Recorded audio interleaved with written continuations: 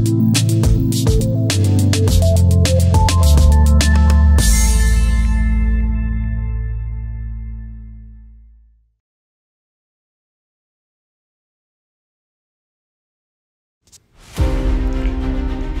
मुंबईतील कोपरखेरणे पोलीस स्थानकाच्या हद्दीत घरफोडी आणि चोरीच्या गुन्ह्यातील रेकॉर्डवरील 2 गुन्हेगारांना पकडण्यात कोपरखेरणे पोलिसांना यश आले आहे।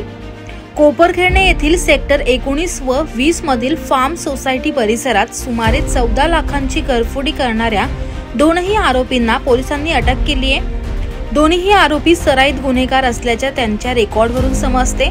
तसेच या आरोपींवर डिझेल चोरीसारखे गुन्हे देखील दाखल आहेत। पोलीस स्टेशनच्या टीमने जवळपास 10 घरफोडीचे गुन्हे उघडकीस आणलेले आहे। याच्यामध्ये 2 आरोपी आम्ही अरेस्ट केलेले आहेत। त्यांच्याकडून जवळपास 14 लाख रुपयाचे सोन्याचे दागिने हस्तगत करण्यात आलेले आहे।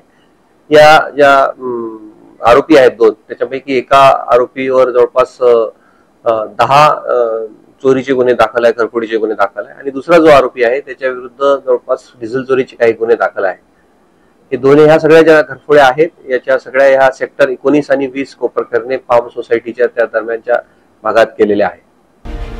व्हिडिओ जर्नलिस्ट वसीम काझीसह पंकज बेनवंशी, आवाज टुडे, नवी मुंबई।